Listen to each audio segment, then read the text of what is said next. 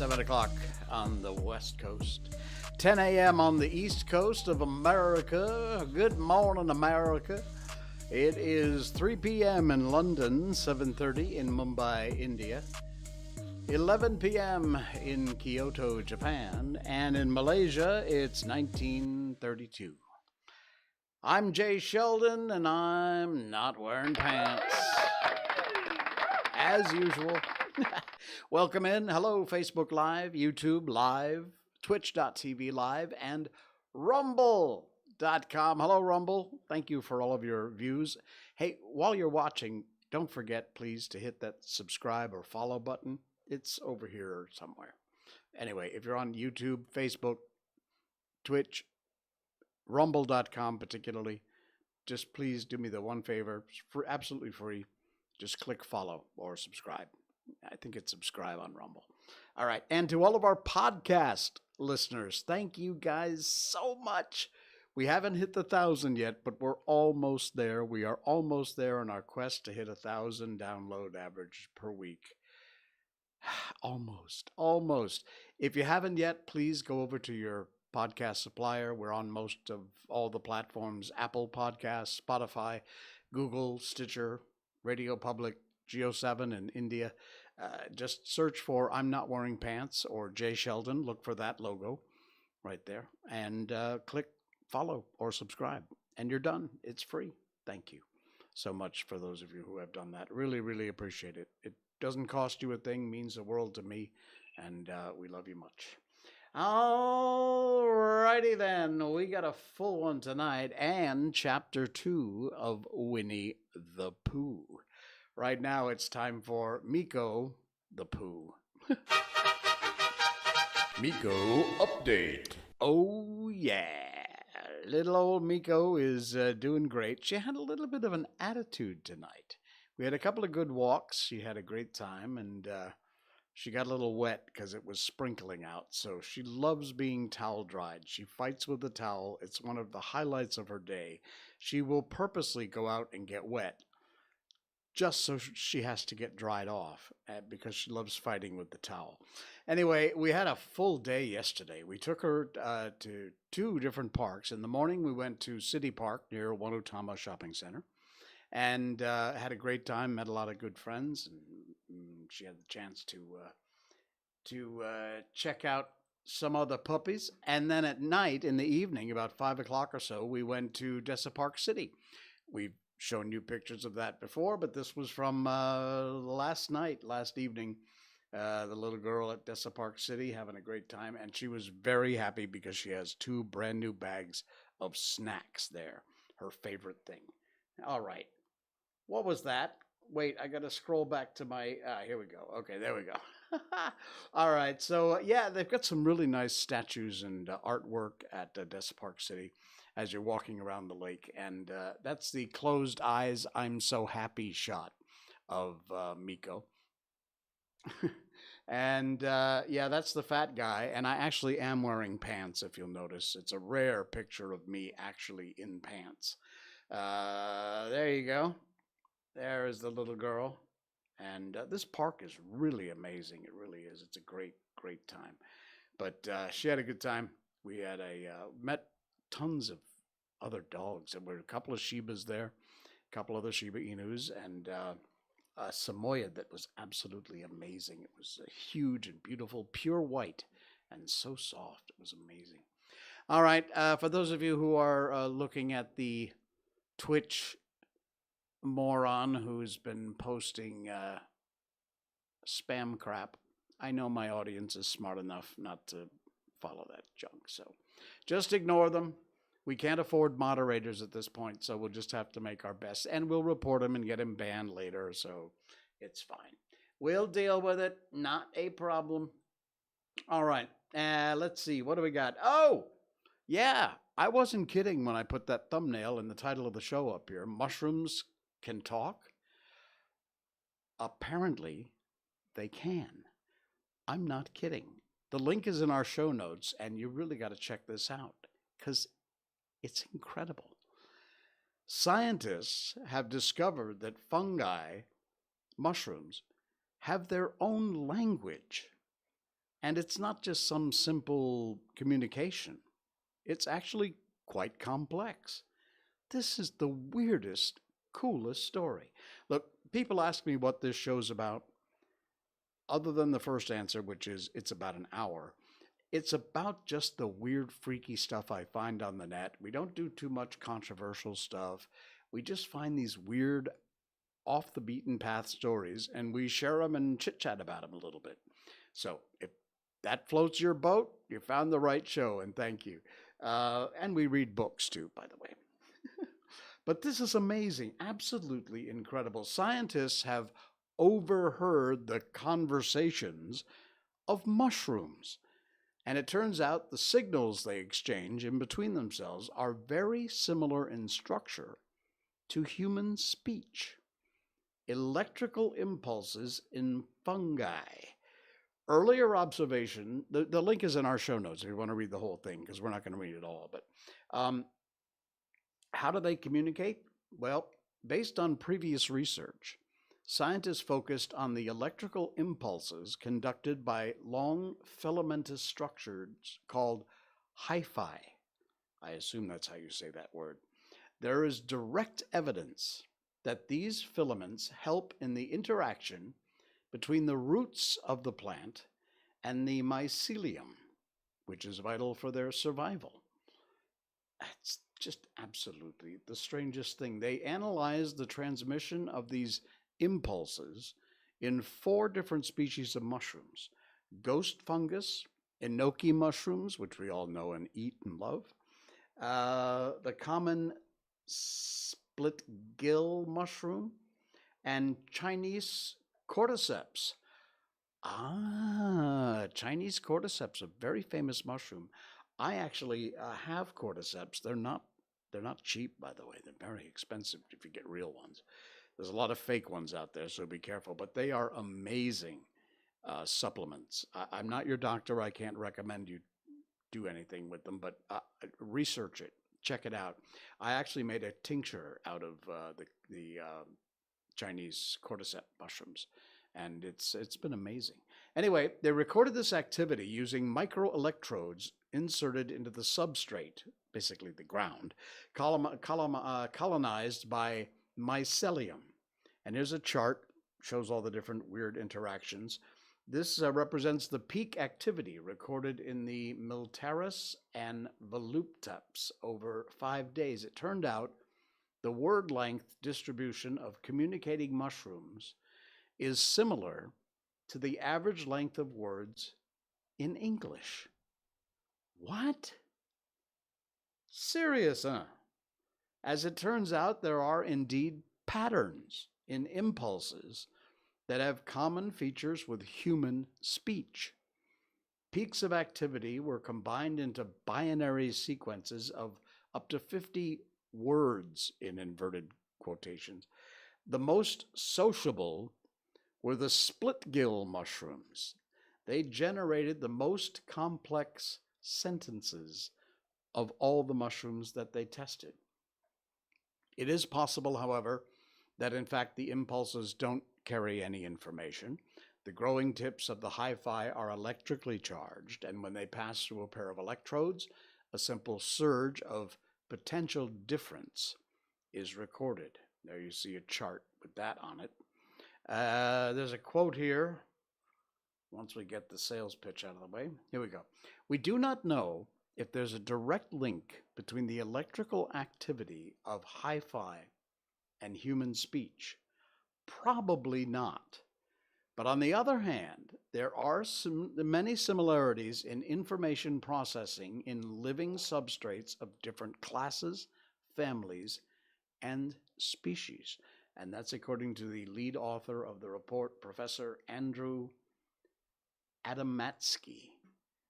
Weird. The language of mushrooms. They appear to actually talk. Look at that. How weird is that? Looks like a worm. This is strange. But yeah, that's the report. Check it out. The link is in our show notes. It's weird, but that's what we share on this show. The weird stuff. As we continue in this country to ridiculously, asininely, if that's a word, if it's not, I just made it up, actually sentence people to death for possession, sale of marijuana, which is insane. A friend of mine posted this, and I had to share it. It's just a very quick and it's visual. So if you're listening on the podcast, sorry, check out the link. I did put the link, even though it's just a picture, in our show notes tonight. And it's originally been posted by Cannabis Journal. Cannabis Gerbil. I think I've created a new comic. Cannabis Journal, so you can imagine.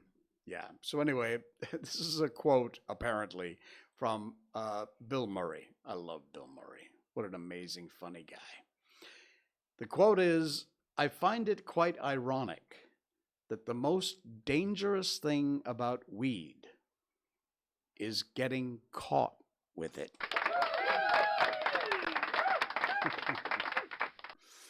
Oh, Bill, you are exactly right. The most dangerous thing about weed is getting caught with it. That's a shame. When will they ever learn? As the song goes, when will they ever learn? What else we got tonight? Oh, cool. GoPros. If you don't know what a GoPro is, well, let me just briefly. It's a very tiny, small little camera. It's a little cube-shaped thing. It's actually like a rectangle box, but it's very small. It's only. Can we switch over to the? Yeah, okay. It's about this big, and about that thick, and it's just a little camera that shoots very high resolution video and photos. But who uses GoPros for photos? And so, because it's so small, you can attach it to a bike helmet, front of your handlebars. You can stick it almost anywhere. And these guys stuck it to a weather balloon and sent it to the edges of the atmosphere and lost it. But this is an incredible story. So cool. It's from physicsastronomy.com. Once again, we've shared a few of their things. The link's in our show notes tonight. Check it out, and that's the description down below.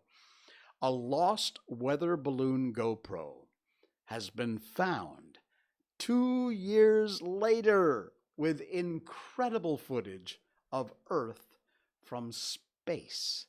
In June of 2014, 5 friends in Arizona planned to send a GoPro, a camcorder, and a phone up in a weather balloon to record some footage of space. So Brian Chan, Ved Chirayath, Ashish Goel, Paul Tarantino, I wonder if he's any relation to Quentin Tarantino, and Tyler Reed. They were college students at the time. They built this gadget, calculated the trajectory, registered with the FAA to avoid interfering with passing planes, and then launched the weather balloon into space in the desert a few miles outside of Tuba City. These are some of the photographs that were taken. Absolutely amazing. They intended to use the GPS on the smartphone to track the balloon's movement so that after it fell down, they would be able to figure out from the GPS locator where it landed. But as the device floated out of cell phone tower range, they lost communications with the locator. This is actually shots from the day they launched the thing. Check out that. The group had been wondering for months if they would ever get their balloon and camera back. And actually, it took 2 years to realize the benefits of their project. They got a call from some unknown number 2 years after they launched the balloon. They never found the balloon and the cameras or the phone. But after 2 years, they get a call from an unknown number, and it's a hiker in Arizona that discovered this bizarre box with their names on it 50 miles from the original launch place. When the team was reunited with their gear, they were able to witness the incredible video and photographs the camera had produced, including a stunning money shot of the Grand Canyon captured from the stratosphere above. There's the balloon just as it launched. And wow, check that out. They had the opportunity to analyze the data from their equipment. The balloon had reached a height of 98,664 feet. Cool. Flown for 1 hour and 38 minutes. Now check this out. I gotta mute this. Here is 2013 group of students sent a balloon on the edge of space over the Grand Canyon. Here's some test footage. Let me just get rid of the ads here. Test footage. And checking out, here's the design of the box that was going to carry the GoPro and the phone and everything. They 3D printed the chassis, and this is what it all looked like. They head out 20 miles west of the Grand Canyon. There they are, some time lapse of them getting everything all set up. This is amazing. Blowing up the balloon. And there it goes at 10:46 a.m. Takes off. What was it, 2013 it was. Wow. And there's the box. And there it goes with the GoPro recording. That is amazing. Check that out.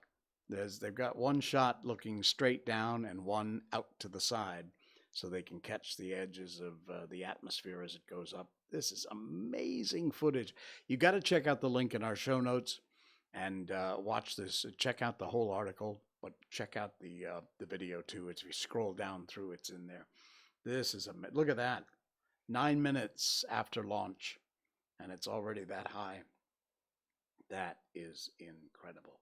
There you go, 23 minutes. They're at 37,000, almost 38,000 feet. And look at that. That is almost the edge of space. Well, the edge of the atmosphere. There you go, 86,000 feet, 26.4 miles. And look at that, there's the Grand Canyon. That looks like it's a long ways away. Somehow it landed about 50 miles away from where they actually launched the thing. And then coming up here very shortly, you'll see where I think the balloon pops, actually, or runs out of steam or something. And you can see that, and also the crash landing when it wound up back down. How does this thing go 26 miles above the Earth and land only 50 miles from where they launched it? That is the strangest thing. Look at this video. That is amazing. Wow. Imagine that. Now, let me scroll through here. And here's the point. Yeah, there you go. Where it pops, there's the balloon pieces, and it starts to fall back to the Earth. It's got a long way to go. They got some slow motion replay. There goes a bit of debris from it. And now the camera starts to tumble. There's more debris from the balloon, I assume. And fall it does, all 26 over miles, all the way back down. And then this is telescoped a little bit. We don't see the whole trip. 30 minutes of wind tumbling later. And there you go. As it heads down and boom, crash landed upside down in what I assume is the desert. There's a picture of what it looked like when they found it. That's amazing. That is incredible. Wow. What a story. I didn't mean to spend so much time on that. I'm just fascinated by this footage. It is amazing. Check it out. The link's in our show notes. You can watch it at your leisure and check out the video and the whole story too. All right. An expensive proposition, although they did get the camera back. So, speaking of expensive, you like the way I tied that in there? Here in Malaysia, where it's not just here in Malaysia, everywhere people complain. We have a thing these days that people complain about everything and anything. My favorite is I'm offended. And my answer to that is, yeah, so what? And then what? Is your life going to stop because you got offended? Big freaking deal. So you got offended. So what? And then what? Anyway, these days, we can't offend anybody. What the hell with that? You get offended? Too bad. Get on with it. Get over yourself. Anyway, because people love to complain, this story appeared. It's from the Malay Mail, and the link is in our show notes. We encourage you to click over there to the Malay Mail and check it out. A Gettr restaurant owner slams a customer, yes, who complained that a 150 ringgit meal for 9 people was too expensive. Now, you think about that. What would that be? 9 people at 150? Well, somewhere like just under 20 bucks a piece. Sorry, but that ain't expensive. Yeah, here's the restaurant. Here's the bill. 148 ringgit and 40 cent. Let's get past all the KFC ads here. Alostar restaurant owner Sams Wong took to Facebook to express his disappointment over a customer's complaint that the food served at his eatery was too expensive. The total bill, 7 dishes, came up to 148.40 at Wong's eatery, Restaurant Chai Por Ru, or Hu, sorry, Restaurant Chai Por Hu. And there you go, there's the bill. Asia One reported the receipt uploaded 3 days ago showed the customer had ordered 7 dishes, including pork ribs, kung pao prawns, braised tofu, and beverages that were served to 9 diners. You know me on this show, I've said it before, I'm a big advocate of the fact that the customer is not always right. In fact, oftentimes the customer is wrong. And we should not kowtow to these idiots just because they're the customer. If you're wrong, you're wrong. Sorry, 9 people eating for 150 bucks. Probably my math sucks, but I think that's less than 20 bucks a piece. Ain't a whole lot of money. He expressed his frustration, saying in the business field, customers always come first. That's why he was reluctant to explain himself initially. Doesn't anyone know about the rise in chicken prices, pork prices, cooking oil prices, input? Yeah, the rise in everything these days. 150, not enough to purchase fresh meat and vegetables at the market for 9 people. The restaurant has a 22-year-old history, loved by Malaysians and foreign diners, and kept its original prices despite being affected by the pandemic. Wong's Facebook post been liked by over 3,000 users. Yes! And they stand in solidarity with the restaurateur, saying the customer was being unreasonable. So there is the restaurant. I encourage you to stop by for a meal and give him your business. Restaurant Chai Por Hu is the place. And good on you for standing up for yourself. We need more people to do that. Have these ridiculous complainers, just tell them to shut up and sit down. Nobody cares about you and your stupid complaints. I'm serious. I'm so over these people. All right, I'm going to move to Sweden. Again, another silly attempt at doing some sort of segue between the last story and this story. In Sweden, look at this. This is so cool. I put a link in the show notes. It's just a picture with some words on it, but it's cool anyway. Listen to this. In Sweden, you have a constitutional right to allemansrätten. And I'm sure I butchered that. If you know Swedish, you're probably laughing right now. But you have a constitutional right to allemansrätten, meaning every man's right, which is the right. Now listen, you have the right to peacefully hike, camp, bike, and enjoy nature anywhere in the country unimpeded, with only restrictions being that you must not hike close to someone's house or damage a garden. Makes sense? So essentially, Sweden is a 100 million acre playground open to everybody. And it is expressly written that you have in the Constitution that you have the right to enjoy hiking, camping, bike riding anywhere in nature throughout the entire country. That's a cool thing. Damn, Sweden, you folks know how to go about things the right way. More countries should have this kind of thing. I love this. I love this. That is such a cool thing. It's your right to go hiking and see the trees, walking. No, I'm not kidding.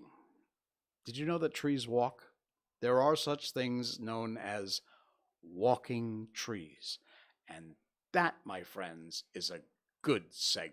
Now, you can't complain about that segue. That was a good one. From hiking in nature to walking trees. You think I'm kidding? I'm not kidding. This is from Hits Saba. Again, they shared it, but the credit goes to Neil Bryan 42 on TikTok.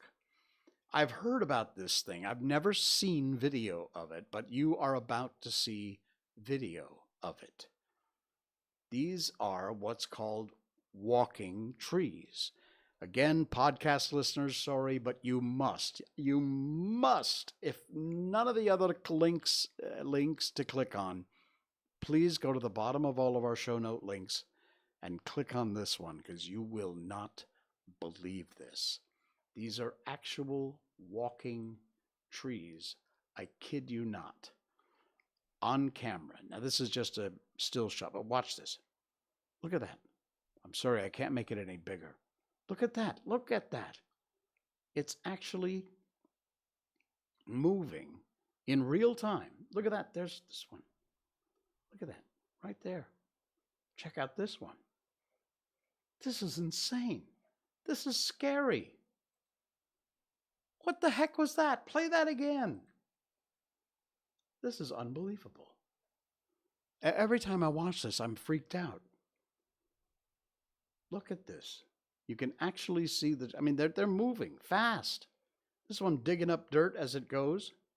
What the hell is going on? This is not fake. This is real footage. Look at that one. It's moving.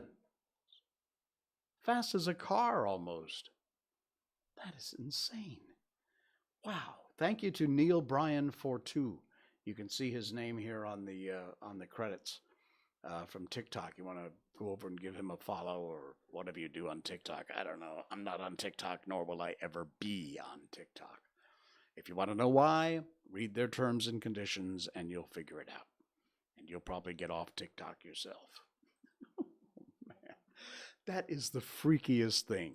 Actual trees moving, all right? Walking is a bit of a misnomer, but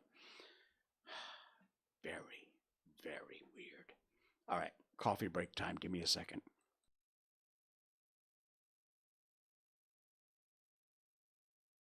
And we're back. All right, it's book time. We're going to continue on, of course, with my favorite book of all time. It is A.A. Milne, Winnie the Pooh. And we started this in our last stream. We are going to move on to chapter 2 in the book of Winnie the Pooh, first published back in 1926 and illustrated by E.H. Shepard beautifully. In fact, that's some of E.H. Shepard's work right there you see on the screen. And as we get through, you'll see more of that as we show you bits and pieces. This is Winnie the Pooh from 1926, Chapter 2, in which Pooh goes visiting and gets into a tight place.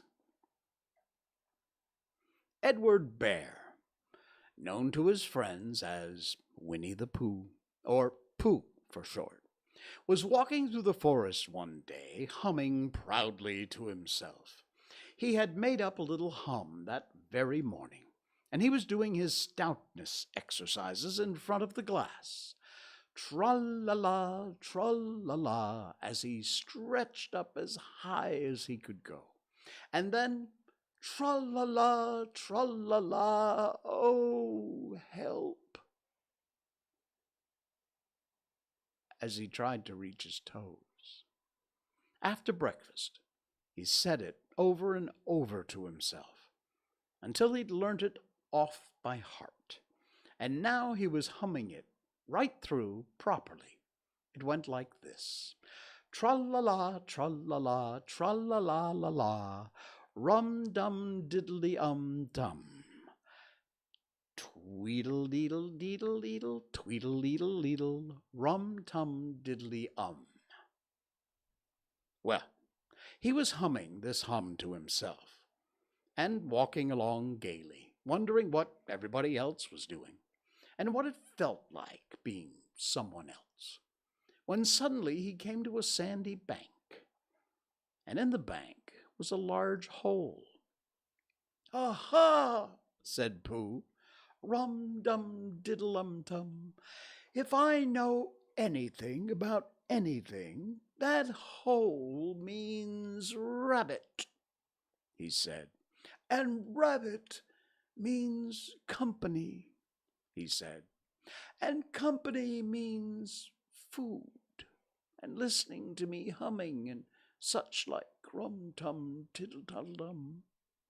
So he bent down, and he put his head in the hole, and he called out, "Is anybody at home?" There was a sudden scuffling noise from inside the hole, and then silence. What I said was, "Is anyone at home?" called out Pooh very loudly. "No," said a voice, and then added, "And needn't shout so loud. I heard you quite well the first time." "Bother," said Pooh. "Isn't there anybody here at all?" "Nobody." Well, Winnie the Pooh took his head out of the hole, and he thought for a little bit. And then he thought to himself, "There must be somebody in there, because somebody must have said nobody." So he put his head back in the hole and said, "Hello, Rabbit. Is that you?" "No," said Rabbit, in a different sort of voice this time. "But isn't that Rabbit's voice?"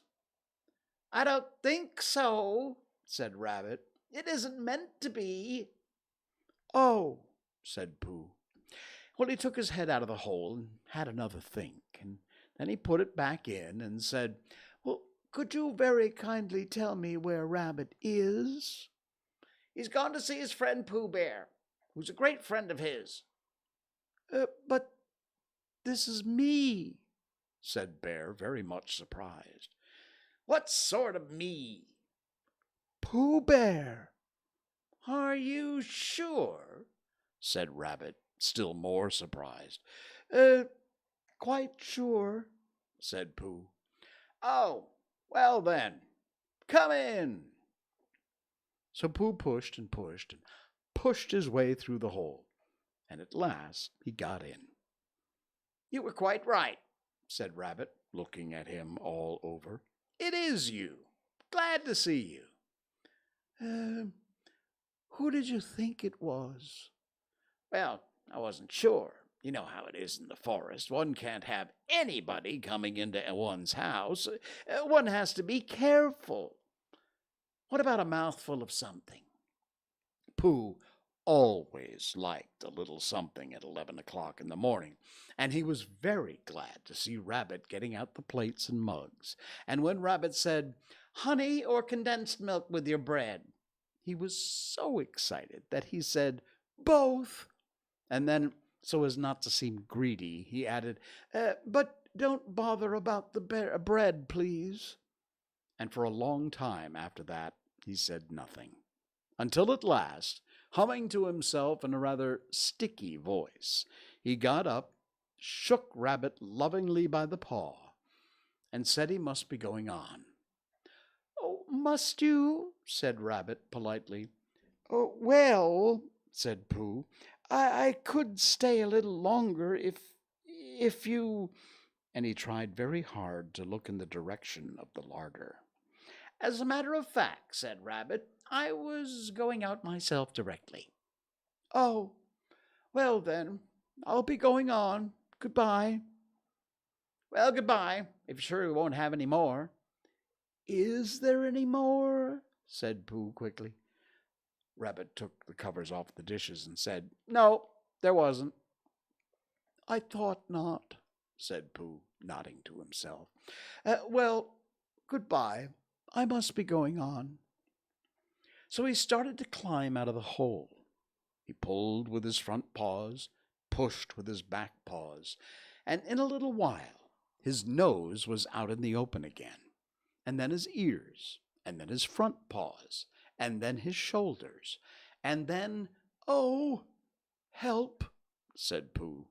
"I'd better go back." "Oh, bother," said Pooh. "I shall have to go on." "I can't do either," said Pooh. "Oh, help and bother." Now, by this time, Rabbit wanted to go for a walk too. Finding the front door full, he went out by the back door, came around to Pooh, and looked at him. "Hello, are you stuck?" he asked. "No," said Pooh carelessly, "just resting and thinking and humming to myself." "Here, give us a paw." Pooh stretched out a paw. Rabbit pulled and pulled and pulled. "Ow!" said Pooh. "You're hurting."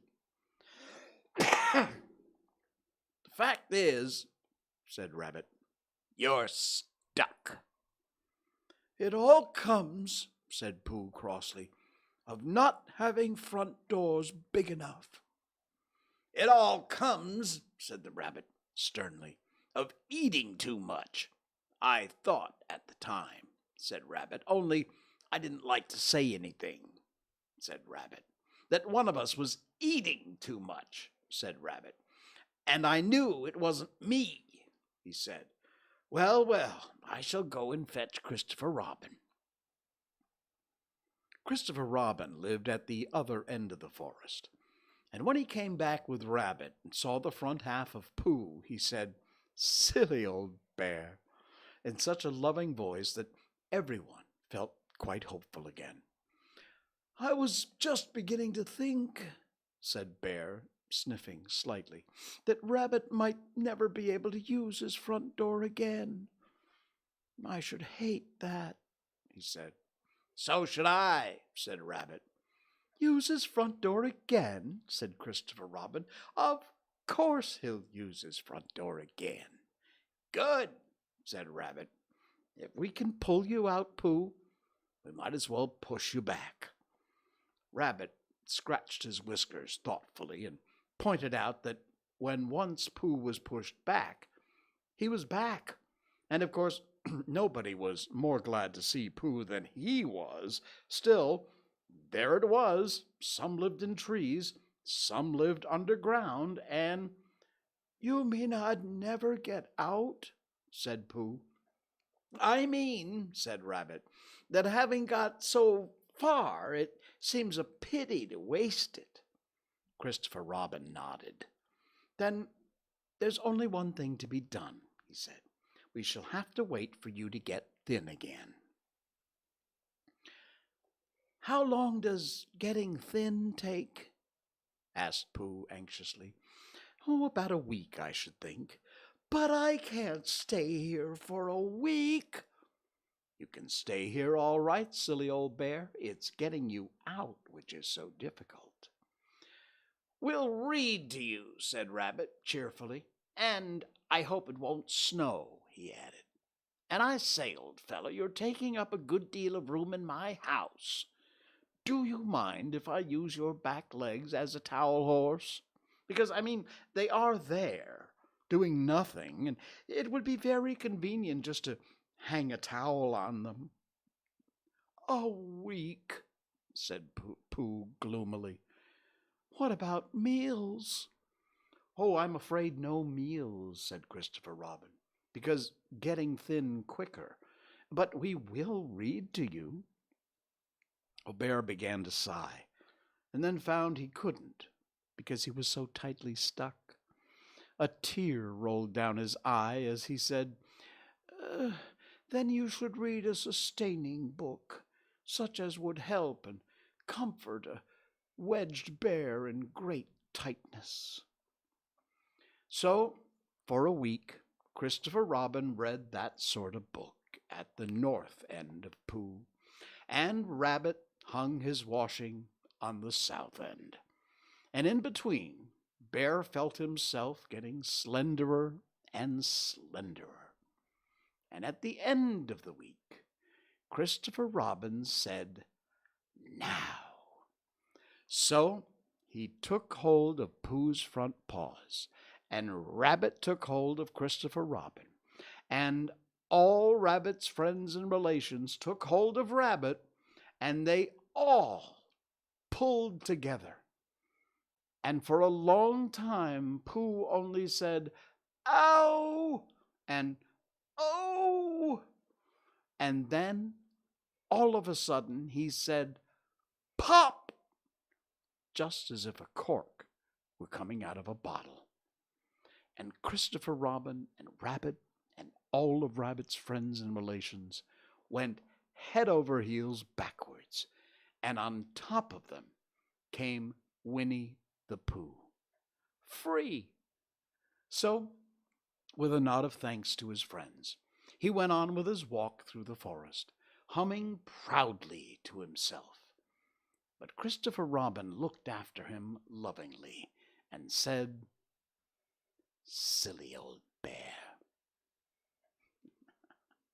That's chapter 2. Coming up in our next stream, we'll do chapter 3, in which Pooh and Piglet go hunting and very nearly catch a woozle. A.A. Milne's Winnie the Pooh. All right, my friends, thanks for popping by and joining. I will see you again on Wednesday night for another stream. We'll find some more interesting, fascinating things to chit-chat about, and of course move on with chapter 3 of Winnie the Pooh. If you are watching our video, please do subscribe and follow wherever it is on Rumble, Twitch, YouTube, Facebook, and don't forget our podcast. For those of you who can, go to your favorite podcast supplier, Apple, Stitcher, Spotify, Google, and search for I'm Not Wearing Pants or Jay Sheldon. Look for that logo. That's us. And just click follow, subscribe. And it's free for you, and it means a lot to us. Thank you. I will see you Wednesday. Till then, I'm Jay Sheldon, and I'm not wearing pants. Good night. A major.